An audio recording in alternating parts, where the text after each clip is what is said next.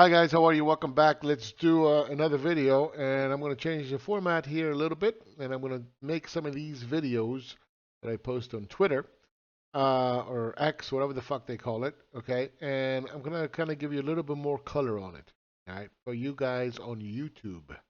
All right, so the Russian ruble collapsing again today. I have been warning about this forever and a day. Now, I want you to remember that Mike Norman was so excited when the ruble was getting strong and sanctions didn't work, and my God, this is the greatest thing since sliced bread.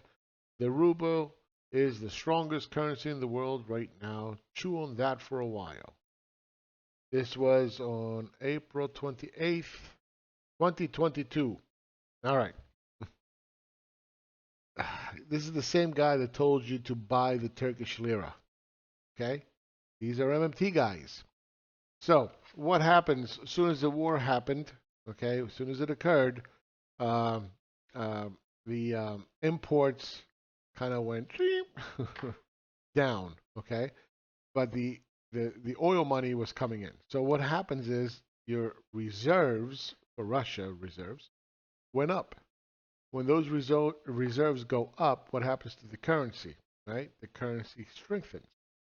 So yes, you will, under those circumstances, see the currency strengthen because you have an ample amount of euros, dollars, pounds, whatever. Okay, so nobody has a lot of fear. At the same time, Putin can just go out and use those reserves to buy up more rubles, given the illusion that the currency is strengthening. All right. As we know today, the ruble has collapsed, okay? And it's going to continue to collapse, all right? So just another MMT mega failure, as always. So let's move on to the next tweet. All right, so let's move on to the next tweet. This one says, imagine, believe, okay, forget about what I'm writing. Um, so Mosler sits here and says MMT is about the currency itself being a public monopoly with a state uh, price setter, etc. Okay, let's be clear here. Currency is coins and paper. Okay, same thing as a casino chip or token. Currency is not money. It can be money, right? If you go to the bank and you request your money to be in currency form, dollars and coins, you can acquire them. But the issuer is the private bank. The creator is the government. Okay, so the government can mint coins, engraved dollars, okay, and then it goes on to the Federal Reserve that distributes it, and it says right on there, Federal Reserve of the United States, right? So, is he right that the government is the currency uh, uh, issuer? No, it's the currency producer. Government is the currency producer. Does it have a monopoly on it? Yes, on currency, on tokens, on casino chips. It's not money. Okay, so imagine believing minting and printing currency, coins and paper with a bunch of zeros on them can make us all rich, and we can have all this free stuff from government. Can't. Not possible. Okay. So what MMT does is it uses this word currency. You will translate it as money because when you ever have money in your pocket, I don't have my wallet here, but whenever you have money, it's money, right? When you have currency, you say, well, it's money. Yes. But once you deposit that money becomes digital and it goes onto your bank account on the internet. You can shred, burn, do whatever you want with that currency. It has no impact whatsoever on your money that you deposited. Okay? So remember, MMT is about the currency, the papers and the coins, not money. Nobody has a monopoly on money. Remember that. Very important. Money is created by the private sector. We'll talk about that more on other videos. That's enough on that one. All right, so this picture here is exactly how MMT operates. Okay, so what they do is they flip-flop a lot. They'll say a whole bunch of things. The complete opposite thing is going to happen, and then you have a guy that goes there and puts, yeah, great job, great shooting, right in the middle. That's exactly how MMT operates. There's always some caveat. There's always some excuse. They flip-flop. Let me give you some examples. And we're going to talk more about these in future videos, and you'll see them for yourself. But MMT claims right now that it's the increase in interest rates that are causing the economy to be strong. No, this is complete opposite. Okay, when the economy is strong, you're going to have higher interest rates. Okay, why?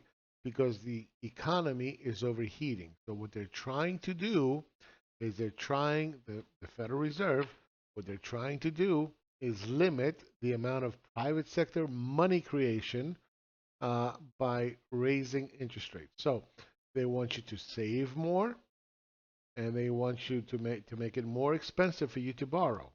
Okay, um, it has nothing to do with interest income to the private sector. That's nonsense. Okay, that's just out of nonsense. Savers save. Okay, um, pension funds, local governments that own government bonds, foreign governments that own bonds, they're not going to go out and support the economy with interest income, okay, which is the vast majority of it, of our money. Hedge funds, Buffett, these people, they're not going to go out and go to the movie theater. So it's utter nonsense. Another one. Um, Before they used to say that um, it was Nehru. Okay, Nehru. So what does it Nehru mean? It means that the government or the Fed specifically raises interest rate to control inflation by causing unemployment. By causing unemployment. That's what they used to say back in 2019. Right? Go look at it. You're going to see it anyway in future posts that I have. That's what they used to say, and then they were comically wrong on that one.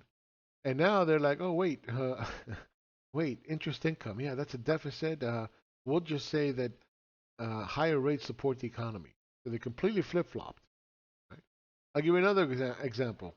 Um, uh, let me think about it here for a minute. How the fuck can I forget? Oh, so I just forgot now. No, I'm kidding. Okay, so we can print to inflation. That's a constraint of money creation. We can print to inflation. This is MMT talking now, okay? We can print to inflation. That's like, and this is Natasha Kelton. She's like, that's like core MMT. Like, duh. Of course we can create money to inflation. All right. Now, fast forward. We got inflation. First of all, they never saw it coming, but inflation came. You know what the solution was? One trick pony. Hint. Yeah, print more money. Yes, of course. You got to print more money. Okay? Inflation is a constraint, but when inflation comes, we got to print more money. Why? Well, it's not the printing of the money that's the problem. The problem is supply chains. Supply chains. It's not the $7 trillion that they pumped into the economy and given out fucking thousands of dollars to everybody. It's not that. The supplies are the problem, right? So each one of these things, right? They make a prediction, and then the guy comes in and starts fucking painting. Same thing. Okay? Was supply chains an issue? Of course it was, right? To a certain extent. However, let's think about this. Okay? You cannot have a supply problem if you don't have fucking a job. And if you don't have a job, you don't have an income. And if you don't have an income, you can't demand anything. Therefore, you'll never have a supply problem. Voila! Imagine that, right? Magic. Magic. Right. So what was the cause? Oh, supply chains. No. This is Darvo, right? Deny, attack, reverse, victim, offender. Right? They always got some story, some caveat, some reverse thing that they'll blame it on something else. But it's a one-trick pony. That's all it is, right? So these are just a few examples of these targets here, and that's why I say this guy's MMT, and this is exactly what they do. All right, that's it for this video. Thank you for watching. We'll do more of these in the future. See you guys soon. Ciao, ciao. Bye.